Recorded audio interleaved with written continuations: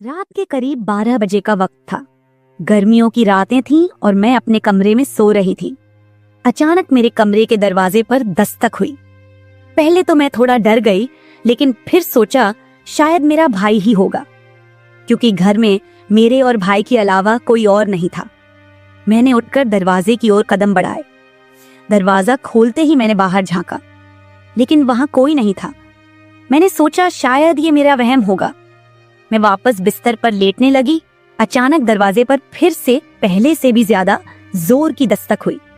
मैंने कांपती हुई आवाज में पूछा, कौन है? लेकिन कोई जवाब नहीं आया। डरते हुए मैंने दोबारा दरवाजा खोला और वहां मेरा भाई खड़ा था। उसने मुझसे कहा, क्या हुआ दीदी, इतनी घबराई हुई क्यों लग रही हो? वो मुझे आज कुछ अजीब सी नजरों से देख रहा था। मैंने सोचा शायद मैं ही ज्यादा सोच रही हूँ, लेकिन मुझे क्या पता था कि उस रात कुछ ऐसा होने वाला था जिसने मेरी पूरी जिंदगी को बर्बाद कर दिया, जिसे मैं चाहकर भी कभी भूल नहीं पाई। अब मैं आपको अपनी जिंदगी का वो सच बताने जा रही हूँ जिसे मैंने आज तक सबसे छुपा कर रखा था। यह सच ऐसा है जो मेरी हर रात की नींद और हर दिन का सुकून छीन ले गया। इसे सुनने के बाद शायद आपकी रूह कांप उठेगी।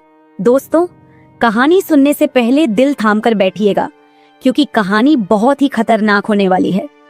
अगर चैनल पर पहली बार आए हैं तो चैनल को सब्सक्राइब जरूर कर लीजिएगा। तो चलिए कहानी शुरू करते हैं। मेरी उम्र 20 साल हो चुकी थी और मैंने नया नया जवानी की दहलीज पर कदम रखा था। मैं कॉलेज में सेकेंड ईयर की पढ़ाई कर रही थी। उन दिनों गर्मी का मौसम था और हमें कॉलेज से छुट्टियां मिल गई थीं। रोज की तरह आज भी पूरे घर की सफाई करने के बाद मैं अपने बिस्तर पर आराम कर रही थी। थकान से चूर होकर ऐसा लग रहा था जैसे पूरा बदन अकड़ गया हो। मैं अपने बिस्तर पर लेटकर सुकून पाने की कोशिश कर रही थी और हाथों से अपने सिर की मसाज कर रही थी।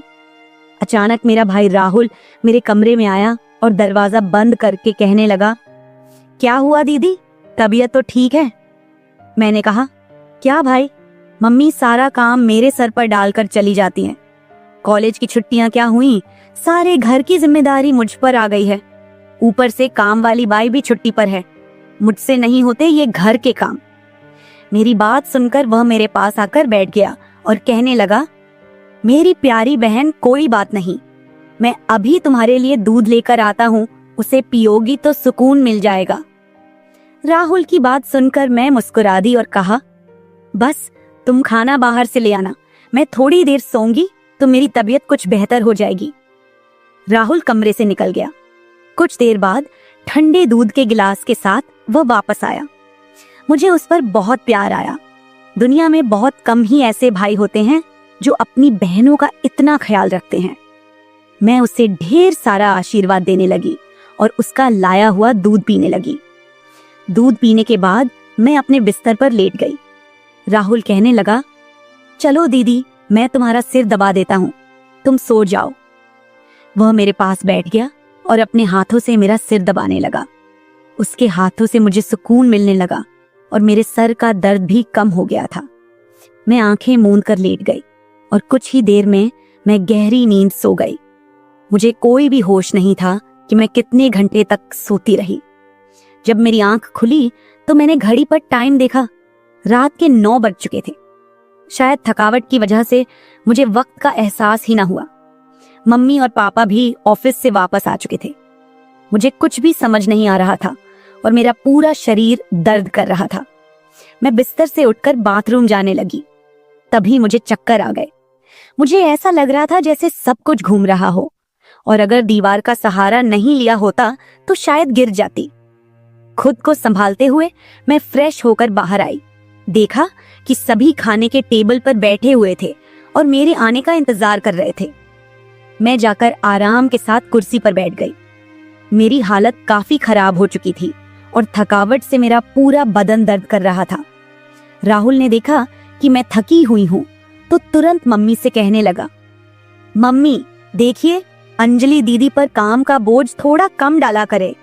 अरे, अगर काम वाली नहीं आ रही तो उसकी जगह किसी और को रख ले। यह बेचारी सारा दिन काम करके थक जाती है। देखें तो इसकी रंगत भी पीली पड़ चुकी है। वाकई में मेरी हालत दिन ब दिन खराब होती जा रही थी। मम्मी और पापा दोनों ही काम करते थे, क्योंकि सिर्फ पापा की जॉब से घर का खर्चा चलना मुश्किल था।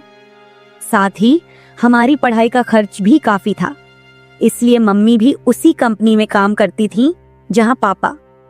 हम दोनों भाई बहन कॉलेज जाते थे, लेकिन गर्मी के मौसम में छुट्टियां होने की वजह से घर पर ही थे। मैंने एक बात नोटिस की थी कि पिछले कुछ हफ्तों से राहुल मेरे कुछ ज्यादा ही करीब होने लगा था। जब से मुझे कॉलेज से छुट्टियां मिली थीं, तब से वह मेरा कुछ ज्यादा ही ख्याल रखने लगा था।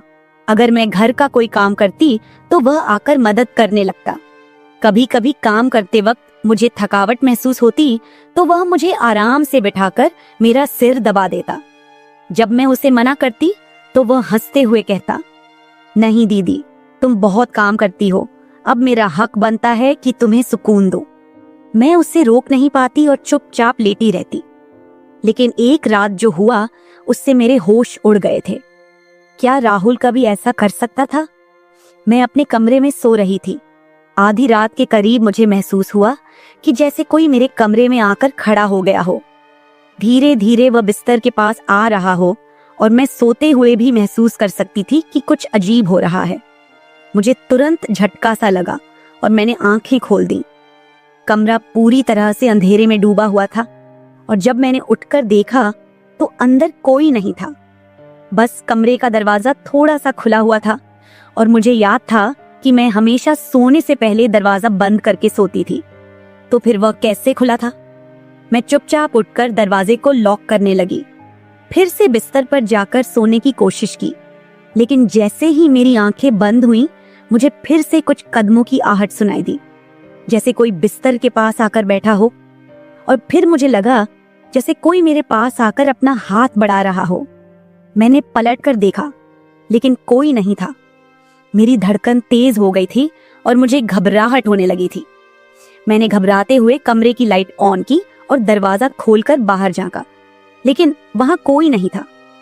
आज से पहले ऐसा कभी नहीं हुआ था जो अब हो रहा था।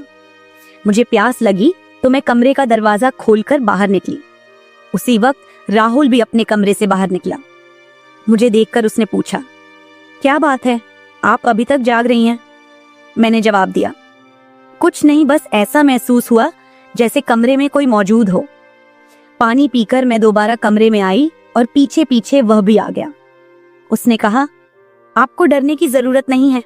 अगर आपको डर लग रहा है तो मैं आपके पास सो जाता हूं। मैंने उसे मना किया, नहीं, तुम्हें परेशान होने की जरूरत नहीं है, जाओ और आराम करो। लेकिन वह जिद करने लगा कि मैं आपको अकेला किसी भी हाल में नहीं छोड़ सकता। आपकी तबीयत खराब हो सकती है, मैं आपको तकलीफ में नहीं देख सकता। आप सो जाएं, मैं यही सो जाता हूं। आखिरकार उसकी जिद के आगे मुझे झुकना पड़ा। मैं बिस्तर पर लेट गई और उसने भी सोफे पर तकिया रखा और मेरे पास में ही सो गया। लेकिन उस रात मुझे ऐसा महसूस हुआ जैसे कोई मेरी ओर काफी देर तक ध्यान से देखता रहा हो। उसने मेरे बालों को सहलाया, मेरे चेहरे पर उंगलियां फेरी और मैं सो रही थी। अगली सुबह जब मैं उठी तो मेरा मूड बड़ा अजीब था, लेकिन जब मैंने अपने आप पर गौर किया तो मैं हैरान रह गई। शुक्र था कि मैंने अपने आप को दुपट्टे से ढक रखा था। मेरी कमीज बेतरतीब हो चुकी थी। मुझे हैरत हुई क्योंकि आज से पहले मैं कभी इस तरह आराम से नहीं सोई थी। आज मैं बहुत खुश महसूस कर रही थी, न जाने क्या वजह थी। मैंने अपने भाई की तरफ देखा तो वह भी बहुत खुश था। मैंने उसको पूछा, तुम आज इतने खुश क्यों हो? तो कहने लगा, जिसको आप जैसी बहन मिल जाए वो क्यों ना खुश हो। घर के सारे काम निपटाकर जब मैं बैठी तो राहुल तेल लेकर मेरे पास आ गया। कहने लगा, अंजलि दीदी, आप अपने बाल खोल दे, मैं आपके सर में मालिश कर देता हूँ। मुझे उसकी हरकतें कुछ अजीब लग रही थीं। मैंने कहा, ये तुम्हारा काम नहीं है, जाओ अपनी पढ़ाई करो, मुझे मालिश की जरूरत नहीं है। मगर उसने मेरी बात नहीं मानी और खुद ही मेरे बालों से कैचर उतार कर कहने लगा, आप नखरे मत किया करो, किस्मत वालों को ही ऐसे भाई मिलते हैं। जब आपका भाई आपके खूबसूरत रेशमी बालों में मसाज करना चाहता है तो आपको क्या समस्या हो सकती है? आ जाइए, मैं आपके सर की मसाज कर देता हूँ, आपको बहुत सुकून मिलेगा। वह मुझे उठाकर कमरे में ले गया। मैं बेड पर तकिया रखकर लेट गई। मेरे बाल बेड से नीचे लटक रहे थे। वह मेरे सरहाने बैठकर मेरे बालों की मसाज करने लगा। राहुल मुझसे 3 साल छोटा था, मगर मुझे नाम से बुलाता था। कहता, आप इतनी प्यारी हैं कि आपको देखकर दिल करता है कि आप हमेशा इसी तरह मुस्कुराती रहें और मैं आपका लाभ उठाता रहूं। वह मेरे सिर की मालिश कर रहा था और उसके हाथों में जैसे जादू था। मुझे इतना मजा आया कि मैं नींद की वादियों में खोने लगी। तेल की खुशबू भी बहुत जबरदस्त थी। तेल की हल्की हल्की महक कमरे में फैल चुकी थी। मैंने उत्सुकतावश उससे पूछा, ये तेल कौन सा है? उसने मुस्कुराते हुए जवाब दिया, ये एक खास तेल है जो आपकी सुंदर जुल्फों को और भी चमकदार बनाएगा। आपके बालों की खास देखभाल के लिए ही लाया हूं। उसकी बातें मुझे बहुत अजीब सी लग रही थीं। मैं समझ नहीं पाती थी कि वह किस तरीके से बात कर रहा है। मालिश के दौरान कब मुझे नींद आ गई, पता ही नहीं चला। कुछ समय बाद जब मेरी आंख खुली तो मेरे पूरे बदन में भारीपन महसूस हो रहा था। ऐसा लगा रहा था जैसे किसी ने मुझ पर बहुत ज्यादा वजन रख दिया हो। मेरी टांगों और हाथों में अजीब सा दर्द था, मानो घंटों तक मैं किसी भारी बोझ के नीचे रही हूं। पूरे बदन में दर्द सरायत कर रहा था। मैं धीरे धीरे उठकर बैठी और चारों तरफ नजर दौड़ाई। मेरे कपड़े हल्के हल्के गीले हो गए थे और पंखा भी बंद था।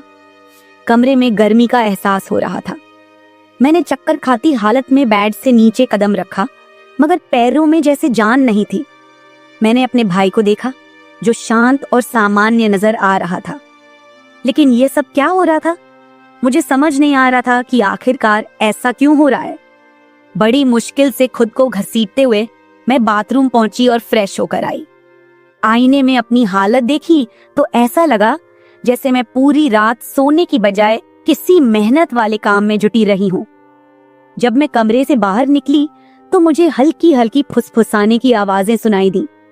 ऐसा लगा जैसे कोई किसी से बातचीत कर रहा हो। घर में मेरे और राहुल के अलावा कोई नहीं था। फिर वह किससे बात कर रहा था? प्यास लगने के कारण मैं पहले किचन में पानी पीने गई, लेकिन तब तक आवाजें आनी बंद हो चुकी थीं। जैसे ही मैं किचन के दरवाजे के पास पहुंची, राहुल बैठक से बाहर निकलता दिखा। उसके हाथों में कई नोटों के बंडल थे और उसके चेहरे पर एक अजीब सी मुस्कान थी।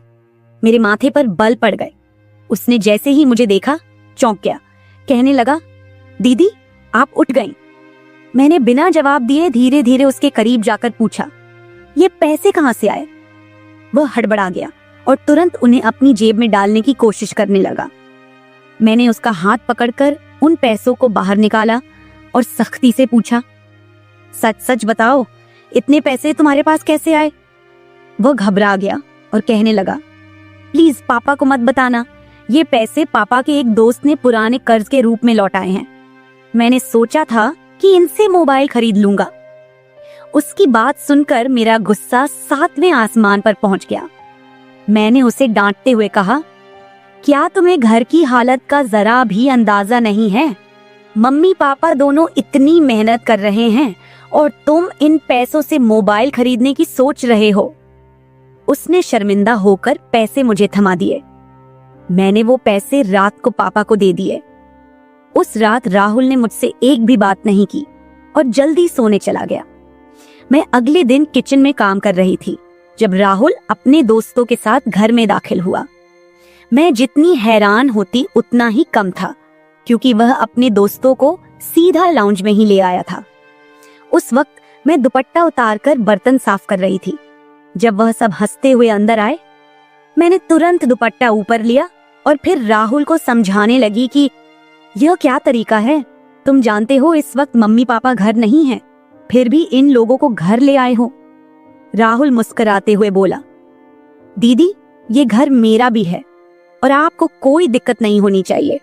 वैसे भी ये मेरे खास दोस्त हैं, आप उनके लिए खाना बना दें। वह मुझसे काफी नाराज हो चुका था, मगर अब मैं क्या करती?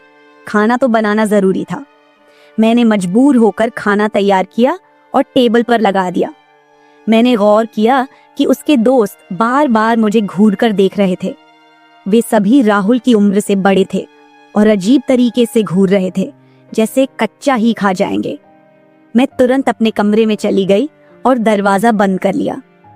उनके जाने के बाद मैंने राहुल से कड़े शब्दों में कहा, दोबारा तुम्हारे दोस्त इस घर में नजर न आए, नहीं तो मैं मम्मी पापा को सब बता दूंगी। राहुल ने कुछ पल मेरी ओर देखा और फिर मुस्कुराते हुए बोला, ठीक है, वो नहीं आएंगे, लेकिन आप मम्मी पापा को कुछ मत बताइए। मुझे राहुल की हरकतें कुछ मुश्किल सी लगने लगी थी, क्योंकि वह मुझे अजीब तरह से देखने लगा था। उस रात मैं बिस्तर पर लेटी थी और आराम करने की कोशिश कर रही थी।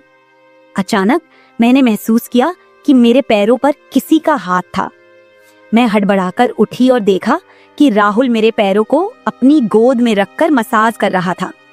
मैंने उसे ऐसा करने से मना किया, मगर वह कहने लगा, मैं जो कर रहा हूं मुझे करने दे। इस घर में एक मैं ही हूं जिसे आपकी इतनी फिक्र है। मम्मी पापा को तो बस अपने काम की पड़ी रहती है। खैर, मैं भी थक चुकी थी। आंखें बंद की और सोने लगी। राहुल के हाथों मसाज करवाने से मैं नींद की गहराई में खोने लगी थी, मगर जब मेरी आंख खुली तो मेरे होश उड़ गए। मेरा सर बुरी तरह चकरा रहा था। बिस्तर की चादर बिल्कुल बेतरतीब हो चुकी थी। बिस्तर पर एक पुरुषों की शर्ट और परफ्यूम रखा हुआ था। यह सामान किसका था? मैं तो कुछ भी बोल नहीं सकी। सर में इतनी तेज दर्द था कि मैं दोबारा बिस्तर पर गिर गई, जैसे मैं पूरी तरह होश में नहीं थी। मुझे अब समझ में आने लगा था कि जब भी मेरा भाई उस तेल से मेरे सर की मसाज करता था तो मुझे इतनी गहरी नींद क्यों आ जाती थी। मुझे पास में किसी की फुसफुसाहट सुनाई दे रही थी, मगर कौन बोल रहा था यह मैं पहचान नहीं सकी। मुझे तो बस राहुल की आवाज सुनाई दे रही थी। ऐसा लग रहा था जैसे वह मेरे कमरे में मौजूद हो और मुझे उठाने की कोशिश कर रहा हो, लेकिन मैं कुछ भी साफ नहीं देख पा रही थी। कुछ देर बाद जब मेरी आंख खुली तो सारा दृश्य मेरी नजरों के सामने घूमने लगा। मैंने सबसे पहले बेड की तरफ देखा, जहां शर्ट और परफ्यूम पड़े थे, मगर अब वहां कुछ भी नहीं था। आज फिर मेरी हालत बड़ी अजीब थी। मैं बच्ची तो नहीं थी जो ये सब कुछ समझ ना पाती। घर में मेरे और राहुल के अलावा और कोई नहीं था। फिर मेरे सोने के बाद ऐसा क्या होता था कि मेरा पूरा शरीर पानी से नहला दिया गया हो? सिर्फ इतना ही नहीं, मेरा शरीर दर्द से चूर था और रंगत भी बिल्कुल पीली हो चुकी थी। दिन ब दिन मैं कमजोर होती जा रही थी। उस दिन भी राहुल मेरे करीब आने की कोशिश कर रहा था, मगर मैं बहाना बनाकर अपने कमरे में आ गई थी। दिमाग में अजीब से विचार आने लगे थे। तबीयत भी काफी खराब थी। माँ ने मेरी हालत देखकर पूछा, क्या बात है, तुम ठीक नहीं लग रही हो? मैंने कुछ नहीं कहा। माँ ने कहा कि अगले दिन वे मुझे डॉक्टर के पास ले जाएंगी। उस रात मैं बार बार उठ रही थी और ठीक से सो नहीं पाई। अगले दिन मेरे मम्मी पापा रोज की तरह अपने काम पर चले गए थे। उन्हें शायद मेरी परवाह नहीं थी। मैं खुद ही डॉक्टर के पास गई, जहां अल्ट्रासाउंड में पता चला कि मैं पेट से हूं। मेरे तो पैरों तले जमीन खिसक गई। आखिर यह सब मेरे साथ कौन कर सकता था? राहुल मेरा भाई था, लेकिन फिर मेरे दिमाग में यह बात आई कि वह मेरा सौतेला भाई है। वो माँ की दूसरी शादी से हुआ था, जबकि मैं उनकी पहली शादी की औलाद थी। इस तरह की बातें मुझे गलत सोचने पर मजबूर कर रही थीं। समझ नहीं आ रहा था कि कैसे अपने माँ बाप को यह बात बताऊं। राहुल मेरा सौतेला भाई जब मेरे पास बैठता तो कभी मेरा हाथ पकड़ता तो कभी मेरे गाल खींच देता। उसकी हरकतें मुझे परेशान कर रही थीं, लेकिन मैं उसको कुछ कह नहीं पा रही थी। मेरे दिमाग में यही सवाल गूंज रहे थे कि आखिरकार मेरे साथ ऐसा कौन कर सकता है। फिर मैंने एक दिन अपने कमरे में मोबाइल का कैमरा फिट करके रख दिया ताकि सच्चाई सामने आ सके। उस दिन हमारे माता पिता घर पर नहीं थे। राहुल फिर से मेरे पास आया और मेरे सिर की मालिश करने लगा। मैंने पूरी कोशिश की कि मैं ना सोऊं, लेकिन वह तेल इतना अजीब था कि मैं उसकी खुशबू से बेहोश हो गई। 1 घंटे बाद जब मेरी आंखें खुली तो माँ पापा घर लौट चुके थे। मैंने सबसे पहले कैमरे की रिकॉर्डिंग देखी। जो कुछ मैंने देखा वह मेरे होश उड़ा देने के लिए काफी था। राहुल मेरे कमरे में अपने दोस्तों को लाता था जो मेरे साथ बुरा व्यवहार करते थे। फिर अपना काम पूरा करने के बाद वे राहुल को पैसे देते और चले जाते। जब मुझे इस सच का पता चला तो मैं पूरी तरह से टूट गई। मैं गुस्से में अपने कमरे से बाहर आई और राहुल का गिरेबान पकड़कर मैंने उसे थप्पड़ मारने शुरू कर दिए। मेरी चीख सुनकर मम्मी पापा भी वहां आ गए। पापा ने मेरा हाथ पकड़ लिया और गुस्से में कहने लगे, क्या हो गया है? तुम इसे क्यों मार रही हो? होश में हो? क्या पागल हो गई हो? क्यों मार रही हो इसे? मैंने रोते हुए वीडियो दिखा दी कि यह जलील इंसान मेरे साथ क्या कर रहा था। वीडियो देखते ही मां बेहोश होकर जमीन पर गिर गई। ये देखकर पापा को भी बहुत ज्यादा गुस्सा आया। उन्होंने राहुल को गुस्से में पकड़ लिया और उसे बुरी तरह पीटना शुरू कर दिया। उसके मुंह और नाक से खून बह रहा था। राहुल ने गुस्से में कहा, मैंने इसे कभी भी अपनी बहन समझा ही नहीं। मुझे पैसों की जरूरत थी। लोग इसके लाखों रुपए देने को तैयार थे। मुझे अपनी जरूरतें पूरी करनी थी, इसलिए मैंने यह कदम उठाया। मैं अपने कानों पर हाथ रखकर बस रोए जा रही थी।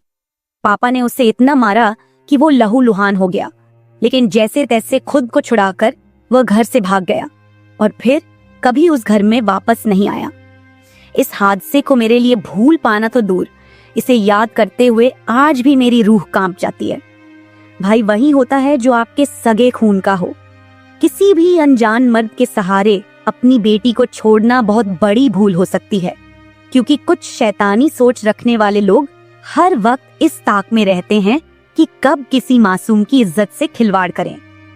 मेरी वीडियो देखने वाले सभी दर्शकों को यही गुजारिश है कि अपनी बहन बेटियों को कभी भी किसी अनजान मर्द के सहारे उन्हें अकेला न छोड़े और बेटियों की सिर्फ परवरिश मत कीजिए, उन्हें आत्मनिर्भर और आत्मरक्षक बनना सिखाइए।